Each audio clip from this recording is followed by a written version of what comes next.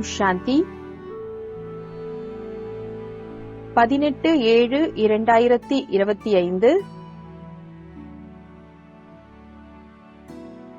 காலை முரளி பாப்தாதா மதுபன். இனிமையான குழந்தைகளே, தன் மீது தானே இரக்கம் கொள்ளுங்கள். பாபா தரும் ஸ்ரீமத் படி நடந்து சென்று கொண்டே இருங்கள். பாபாவின் ஸ்ரீமத். குழந்தைகளே, நேரத்தை வீணாக்காதீர்கள். நேர்மறையான, அதாவது ஆக்கப்பூர்வமான காரியங்களை செய்யுங்கள். கேள்வி: யார் அதிர்ஷ்டசாலி குழந்தைகளோ அவர்களின் முக்கிய தாரணை என்னவாக இருக்கும்? பதில்: அதிர்ஷ்டசாலி குழந்தைகள் அதிகாலையில் எழுந்து மிகுந்த அன்போடு பாபாவை நினைவு செய்வார்கள். பாபாவோடு இனிமையிலும் இனிமையான உரையாடல் செய்வார்கள். ஒருபோதும் தன் மீதே கூட இரக்கம் இல்லாதவர்களாக ஆக மாட்டார்கள். அவர்கள் பாஸ் வித் ஆனர் ஆகுவதற்கான புருஷார்த்தம் செய்து தன்னை ராஜா பதவிக்கு தகுதியானவராக ஆக்கிக் கொள்வார்கள். ஓம் சாந்தி. குழந்தைகள் பாபாவுக்கு முன்னால் அமர்ந்துள்ளனர் என்றால் அவரேதான் நம்முடைய எல்லையற்ற தந்தையாக உள்ளார் என்பதை அறிந்துள்ளனர். அவர் நமக்கு சுகம் தருவதற்கான ஸ்ரீமத் கொடுத்து கொண்டிருக்கின்றார். அதற்காக பாடப்பட்டிருக்கிறது. கருணை உள்ளம் கொண்டவர், துக்கங்களில் இருந்து விடுவிப்பவர் என்று அதிக மகிமை செய்கின்றனர். பாபா சொல்கின்றார், வெறுமனே மகிமையின் விஷயம் மட்டுமல்ல, தந்தைக்கோ குழந்தைகளுக்கு வழிமுறை தர வேண்டிய கடமை உள்ளது. எல்லையற்ற தந்தையும் வழிமுறை தருகின்றார். உயர்ந்ததிலும் உயர்ந்த தந்தை என்றால் நிச்சயமாக அவருடைய வழிமுறையும் கூட உயர்ந்ததிலும் உயர்ந்ததாகவே இருக்கும். வழிமுறையை பெற்றுக் கொள்வது ஆத்மா. நல்ல அல்லது கெட்ட காரியத்தை ஆத்மாதான் செய்கிறது. இச்சமயம் உலகத்திற்கு கிடைப்பது ராவணனின் வழிமுறை.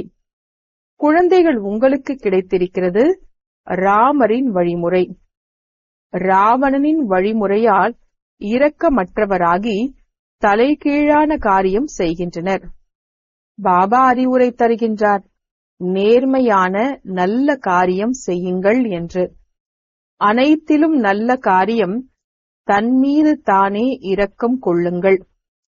நீங்கள் அறிவீர்கள், நாம் ஆத்மா சத்தோ பிரதானமாக இருந்தோம், மிகவும் சுகமாக இருந்தோம்.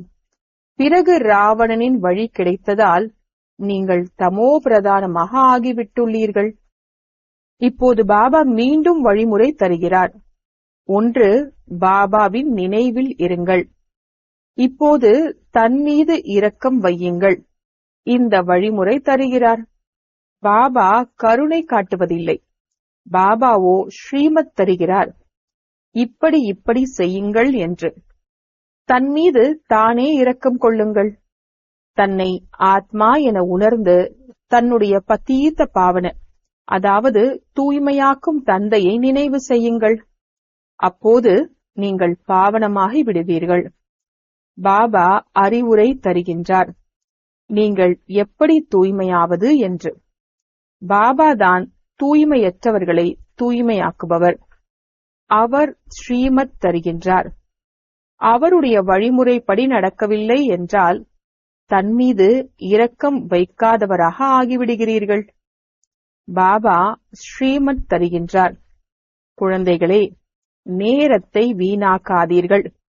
இந்த பாடத்தை பக்காவாக ஆக்கிக் கொள்ளுங்கள். நாம் ஆத்மா என்று ஷரீர நிர்வாகத்திற்காக தொழில் முதலியவற்றை செய்யுங்கள். பிறகு நேரம் ஒதுக்கி யுக்தியை உருவாக்குங்கள். காரியம் செய்து கொண்டிருந்தாலும் ஆத்மாவின் புத்தி பாபாவிடம் இருக்க வேண்டும். எப்படி நாயகன் நாயகி காரியங்களை செய்கின்றனர் இல்லையா? இருவரும் ஒருவர் மற்றவரிடம் பிரியம் வைக்கின்றனர். இங்கே அதுபோல் இல்லை. நீங்கள் பக்தி மார்க்கத்திலும் கூட நினைவு செய்கிறீர்கள். அநேகர் கேட்கின்றனர், எப்படி நினைவு செய்வது என்று. ஆத்மாவின் பரமாத்மாவின் வடிவம் என்ன நினைவு செய்வதற்கு? ஏனென்றால் பக்தி மார்க்கத்தில் பாடப்பட்டிருக்கிறது, பரமாத்மா பெயர் வடிவத்திற்கு அப்பாற்பட்டவர் என்று. ஆனால் அப்படி இல்லை. சொல்லவும் செய்கின்றனர், புருவ மத்தியில் ஆத்மா நட்சத்திரத்தை போல் உள்ளது என்று. பிறகு ஏன் சொல்கின்றனர், ஆத்மா என்பது என்ன? அதை பார்க்க முடியாது.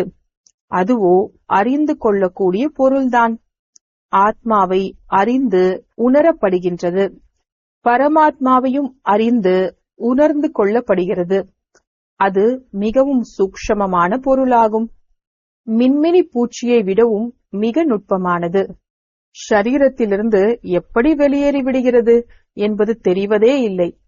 ஆத்மா உள்ளது என சாட்சாத்காரம் ஆகின்றது. ஆத்மாவின் காட்சி கிடைத்தது என்றால் என்ன? அதுவோ நட்சத்திரம் போல் சூக்ஷ்மமானது. தன்னை ஆத்மா என உணர்ந்து பாபாவை நினைவு செய்யுங்கள்.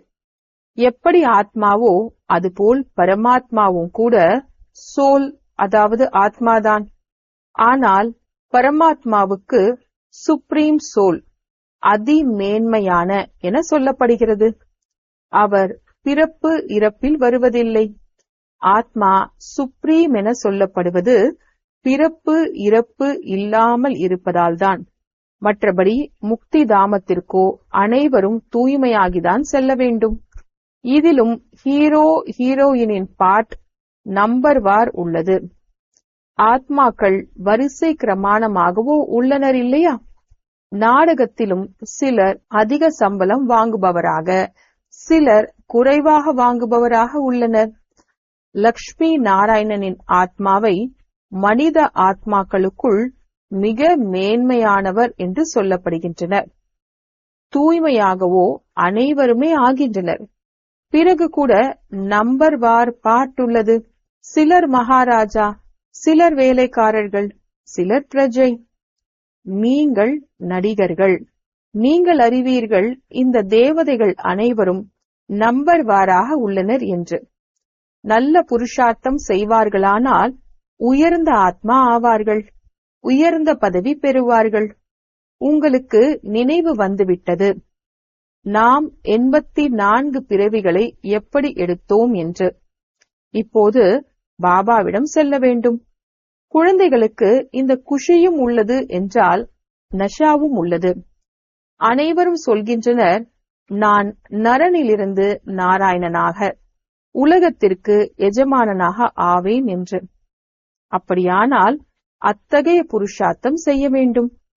புருஷார்த்தத்தின் அனுசார் நம்பர் வார் பதவி பெறுகின்றனர். அனைவருக்கும் நம்பர் வார் பாட் கிடைத்துள்ளது. இந்த டிராமா ஏற்கனவே உருவாக்கப்பட்டுள்ளது. இப்போது பாபா உங்களுக்கு சிரேஷ்ட வழிமுறை கொடுத்து கொண்டிருக்கின்றார். ஏதாவது ஒரு வழிமுறைப்படி பாபாவை நினைவு செய்வீர்களானால் விக்கர்மங்கள் விநாசம் ஆகும். அப்போது நீங்கள் தமோ பிரதானத்திலிருந்து சத்தோ பிரதானமாக ஆகிவிடுவீர்கள். பாவங்களின் சுமையோ தலை மீது நிறைய உள்ளது. அவற்றை எப்படியாவது இங்கேயே போக்கிவிட வேண்டும். அப்போதுதான் ஆத்மா தூய்மையாகும். தமோ பிரதானமாகவும் ஆத்மாவாகிய நீங்கள் ஆகிறீர்கள் என்றால் சத்தோ பிரதானமாகவும் ஆத்மா ஆக வேண்டும். இச்சமயம் அதிக ஏழ்மை நிலையில் பாரதம் உள்ளது. இந்த விளையாட்டே பாரதத்தில்தான் உள்ளது. மற்றபடி அவர்களோ தர்ம ஸ்தாபனை செய்வதற்காக வருகின்றனர். புனர் ஜென்மம் எடுத்து எடுத்தே கடைசியில் அனைவரும் தமோ பிரதானமாக ஆகின்றனர். ஸ்வர்க்கத்தின் எஜமானர்களாக நீங்கள் ஆகிறீர்கள். நீங்கள் அறிவீர்கள், பாரதம் மிகவும் உயர்ந்த தேசமாக இருந்தது. இப்போது எவ்வளவு ஏழ்மையாக உள்ளது. ஏழைக்குதான் அனைவரும் உதவி செய்வர் இல்லையா? ஒவ்வொரு விஷயத்திலும் பிச்சை எடுத்துக்கொண்டே இருக்கின்றனர். முன்போ அதிக தானியங்கள் இங்கிருந்து சென்றன. இப்போது ஏழையாகி விட்டதால் பிறகு வாங்கியதை திரும்ப கொடுக்கும் சேவை நடைபெற்றுக் கொண்டிருக்கின்றது. எதை எடுத்து சென்றனரோ அது கடனாக கிடைத்துக் கொண்டிருக்கிறது. கிருஷ்ணர் மற்றும் கிறிஸ்தவர்களுக்கு ராசி ஒன்றுதான். கிறிஸ்தவர்கள்தான் பாரதத்தை விழுங்கியிருந்தனர். இப்போது மீண்டும் டிராமாவின் அனுசார் அவர்கள் தங்களுக்குள் அடித்துக் கொள்கின்றனர். வெண்ணெய் குழந்தைகளாகிய உங்களுக்கு கிடைத்திருக்கிறது. கிருஷ்ணரின் வாயில் வெண்ணெய் இருந்தது என்பதெல்லாம் கிடையாது. இதுவோ சாஸ்திரங்களில் எழுதப்பட்டுள்ளது. முழு உலகமும் கிருஷ்ணரின் கையில் வருகிறது. முழு உலகத்திற்கும் நீங்கள் மாலிக்காக ஆகின்றீர்கள் என்றால் உங்களுக்கு எவ்வளவு குஷி இருக்க வேண்டும். உங்களுடைய ஒவ்வொரு அடியிலும் பல மடங்கு வருமானம். ஒரு லக்ஷ்மி நாராயணனின் ராஜ்யம் மட்டும் இல்லை, ராஜா குலமே இருந்தது இல்லையா? ராஜா ராணி எப்படியோ அப்படியே பிரஜைகளும் இருந்தனர். அனைவரின் காலடியிலும் பல மடங்கு வருமானம். அங்கோ அளவற்ற செல்வம் இருக்கும். பணத்திற்காக எந்த ஒரு பாவமும் செய்ய மாட்டார்கள். அளவற்ற செல்வம் இருக்கும். அலாவுதீனின் அற்புத விளக்கு விளையாட்டை காட்டுகின்றனர் இல்லையா? அலாவுதீன் என்றால் அவர் தேவி தேவதா தர்மத்தை ஸ்தாபனை செய்கிறார். ஒரு வினாடியில் ஜீவன் முக்தி தருகின்றார். ஒரு வினாடியில் சாட்சாத்காரம் ஆகிவிடுகிறது. அளவற்ற கஜானாவை காட்டுகின்றனர். மீரா சாட்சாத்காரத்தில் கிருஷ்ணரோடு நடனமாடினார். அது பக்தி மார்க்கம். இங்கே பக்தி மார்க்கத்தின் விஷயம் கிடையாது. நீங்களோ சொர்க்கத்தில் போய் நடைமுறையில் ராஜ்ய பாக்கியத்தை அடைவீர்கள். பக்தி மார்க்கத்தில் வெறுமனே சாட்சாத்காரம் கிடைக்கிறது. இச்சமயம் குழந்தைகளாகிய உங்களுக்கு நோக்கம் குறிக்கோளுடைய சாட்சாத்காரம் கிடைக்கிறது. இதுபோல் ஆகப் போகின்றோம் என்பதை அறிவீர்கள். குழந்தைகள் மறந்து விடுகின்றனர். அதனால் இந்த பேட்ச் தரப்படுகிறது. இப்போது நாம் எல்லையற்ற தந்தையின் குழந்தைகளாக ஆகியிருக்கின்றோம். எவ்வளவு குஷி இருக்க வேண்டும்! இதையோ அடிக்கடி உறுதி செய்து கொள்ள வேண்டும். ஆனால் மாயை எதிர்த்தரப்பில் உள்ளது. அதனால் குஷியும் விடுபட்டு விடுகிறது. பாபாவை நினைவு செய்து கொண்டே இருப்பீர்களானால் நஷா இருக்கும். பாபா நம்மை உலகத்தின் மாலிக்காக ஆக்குகின்றார் என்று. பிறகு மாயை மறக்கடித்து விடுகிறது என்றால் பிறகு ஏதாவது விக்கர்மங்கள் ஆகிவிடுகிறது. குழந்தைகள், உங்களுக்கு நினைவு வந்துவிட்டது. நாம் 84 பிறவிகளை எடுத்துள்ளோம். வேறு யாரும் 84 பிறவிகள் எடுப்பதில்லை. இதையும் புரிந்து கொள்ள வேண்டும். எவ்வளவு நாம் நினைவு செய்கின்றோமோ அவ்வளவு உயர்ந்த பதவி பெறுவோம். பிறகு தம்மை போலவும் மற்றவர்களை ஆக்க வேண்டும். பிரஜைகளை உருவாக்க வேண்டும். தர்ம காரியம் வீட்டிலிருந்து தொடங்க வேண்டும். தீர்த்த ஸ்தலத்திற்கு முதலில் தாங்கள் செல்கின்றனர். பிறகு உற்றார் உறவினர் முதலானோரையும் ஒன்றாக அழைத்து செல்கின்றனர். ஆக நீங்களும் கூட அனைவருக்கும் அன்போடு புரிய வையுங்கள். அனைவருமே புரிந்து கொள்ள மாட்டார்கள். ஒரே வீட்டில் தந்தை புரிந்து கொள்வாரானால் பிள்ளைகள் புரிந்து கொள்ள மாட்டார்கள். தாய் தந்தையர் எவ்வளவுதான் குழந்தைகளுக்கு பழைய உலகத்தின் மீது மனதை ஈடுபடுத்த வேண்டாம் என சொன்னாலும் பிறகும் கேட்க மாட்டார்கள். கஷ்டப்படுத்தி விடுகின்றனர். யார் இங்குள்ள நாற்றாக, அதாவது முளைவிடும் செடியாக உள்ளாரோ அவர்கள்தான் பிறகு வந்து புரிந்து கொள்வார்கள். இந்த தர்மத்தின் ஸ்தாபனையை பாருங்கள், எப்படி நடைபெறுகிறது. மற்ற தர்மங்களின் கன்று, அதாவது நாற்று நடப்படுவது இல்லை. அவர்களோ மேலே இருந்து வருகின்றனர். அவர்களை பின்பற்றுவோரும் வந்து கொண்டே இருக்கின்றனர். இவரோ ஸ்தாபனையும் செய்கின்றார். பிறகு அனைவரையும் பாவனமாக்கி அழைத்து செல்லவும் செய்கின்றார். அதனால் சத்குரு லிபரேட்டர், அதாவது துக்க உலகத்திலிருந்து விடுவிப்பவர் என்றும் சொல்லப்படுகின்றார். உண்மையான குரு ஒரே ஒருவர்தான். மனிதர்கள் ஒருபோதும் யாருக்கும் சத்கதி அளிப்பதில்லை. சத்கதி அளிப்பவர்கள் ஒருவர்தான். அவர்தான் சத்குரு என சொல்லப்படுகின்றார். பாரதத்தை உண்மையான கண்டமாகவும் அவர்தான் மாற்றுகின்றார். ராவணன் பொய்யான கண்டமாக மாற்றிவிடுகின்றார். பாபாவை பற்றியும் பொய், தேவதைகளை பற்றியும் பொய் சொல்லிவிட்டுள்ளனர்.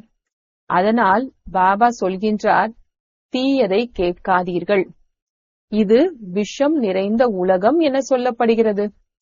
மனிதர்கள் புரிந்து கொள்வதே இல்லை. அவர்களோ தங்களின் வழிமுறைப்படியே நடக்கின்றனர். எவ்வளவு சண்டை சச்சரவுகள் நடைபெற்றுக் கொண்டே உள்ளன. குழந்தைகள் தாயையும் கணவன் மனைவியையும் கொள்வதற்கு தயங்குவதே இல்லை. ஒருவர் மற்றவரை வெட்டி கொண்டே இருக்கின்றனர். குழந்தைகள் பார்க்கின்றனர், தந்தையிடம் அதிக பணம் உள்ளது, கொடுப்பதில்லை என்றால் அவரை கொள்வதற்கும் தாமதப்படுத்துவதில்லை. எவ்வளவு மோசமான, அதாவது கொடுமையான உலகம் இது. இப்போது நீங்கள் என்னவாக ஆகிக் கொண்டிருக்கிறீர்கள்? இந்த உங்களுடைய நோக்கம், குறிக்கோள், அதாவது லக்ஷ்மி நாராயணன் எதிரில் உள்ளது.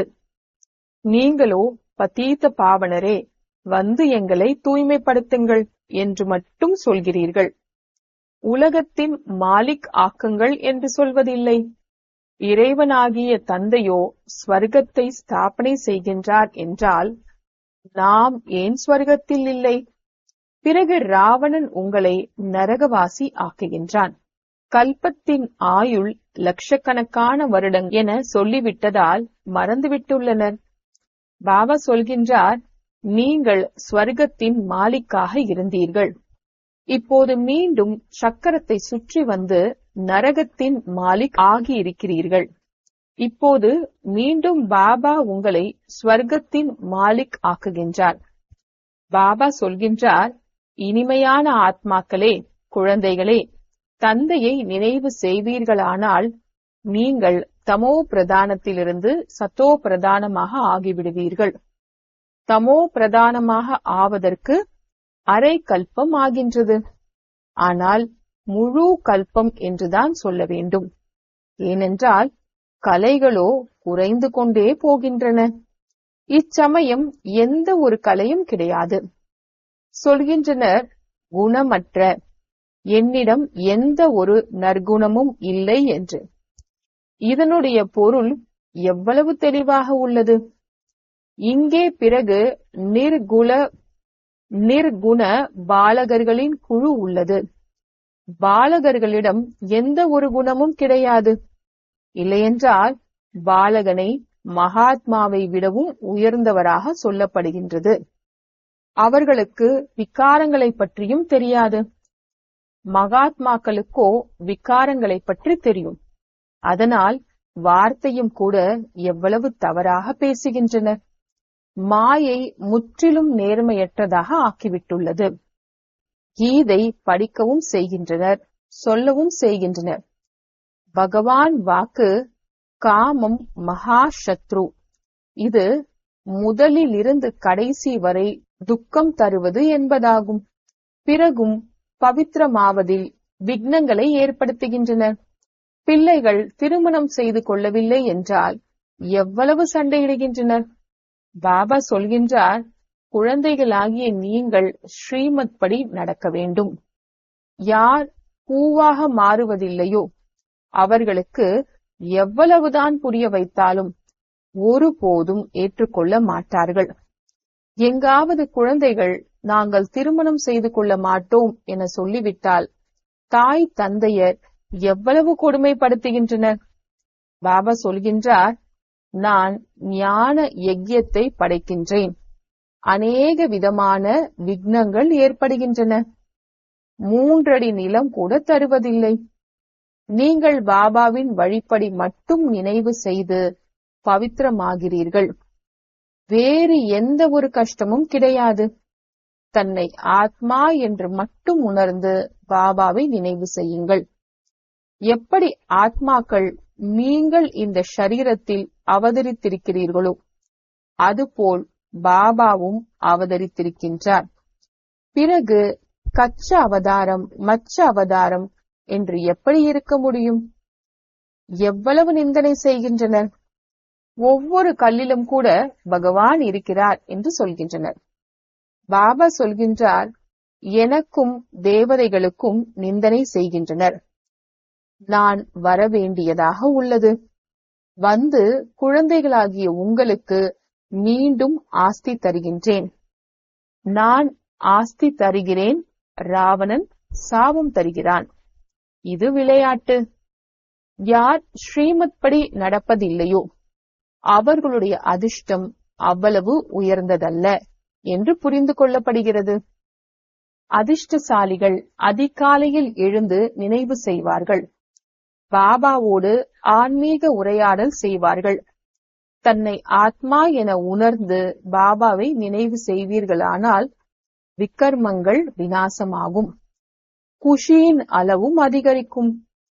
யார் பாஸ் வித் ஆனர் ஆகின்றாரோ அவர்கள்தான் ராஜ்யத்திற்கு தகுதி உள்ளவர்களாக ஆக முடியும். ஒரு லக்ஷ்மி நாராயணன் மட்டுமே ராஜ்யம் செய்வதில்லை, ராஜ பரம்பரை உள்ளது. இப்போது பாபா சொல்கின்றார், நீங்கள் எவ்வளவு தூய்மையான புத்தி உள்ளவர்களாக ஆகிறீர்கள். இது சத் சங்கம் என சொல்லப்படுகிறது. சத் சங்கம் ஒன்றுதான் உள்ளது. அந்த தந்தை உண்மையிலும் உண்மையான ஞானம் கொடுத்து உண்மையான கண்டத்தின் அதிபதி ஆக்குகின்றார். கல்பத்தின் சத் சங்கத்தில்தான் சத்தியத்தின் சங்கம் கிடைக்கிறது.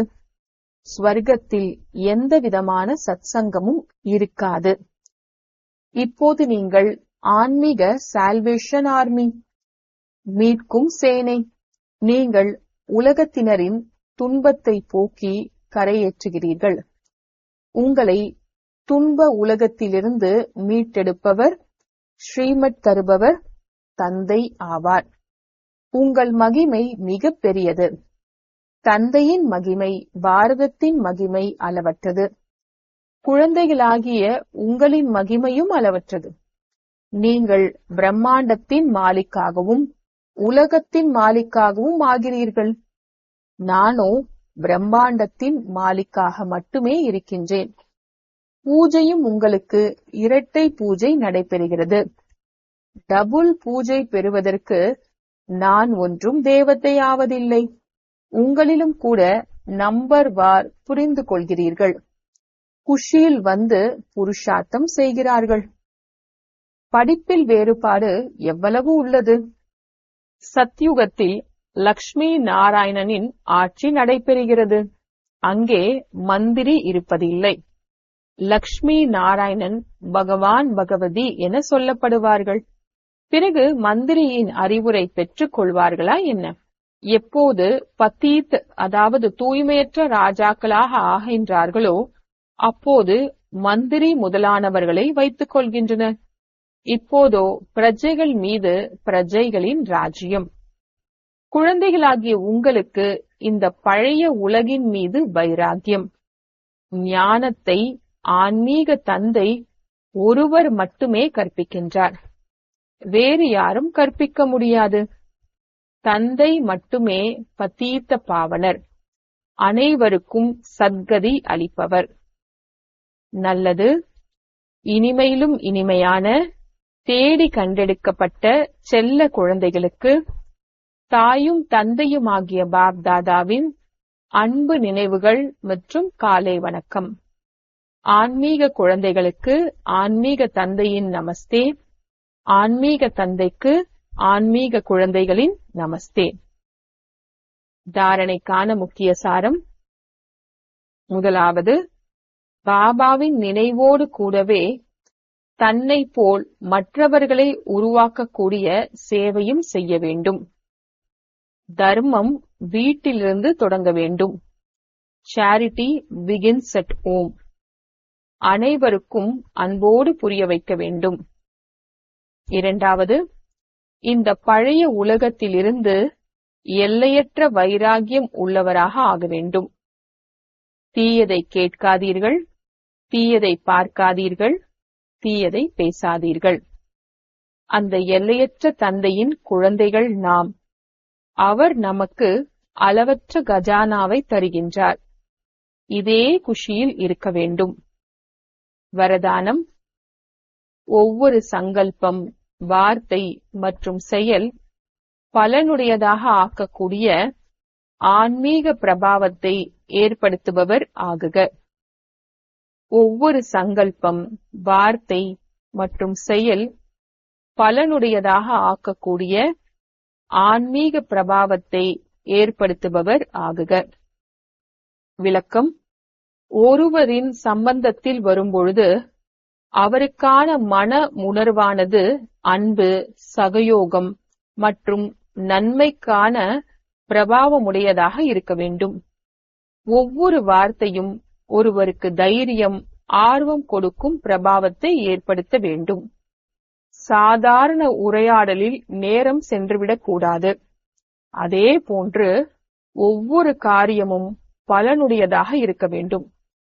தனக்காக, மற்றவர்களுக்காகவும். தங்களுக்குள் ஒவ்வொரு ரூபத்திலும் பிரபாவமுடையவராக ஆகுங்கள். சேவையில் ஆன்மீக பிரபாவமுடையவர் ஆகும்போதுதான் தந்தையை வெளிப்படுத்துவதற்கு நிமித்தம் ஆக முடியும். ஸ்லோகன்: அந்த அளவிற்கு சுப சிந்தனை செய்யும் மணியாக ஆகுங்கள்.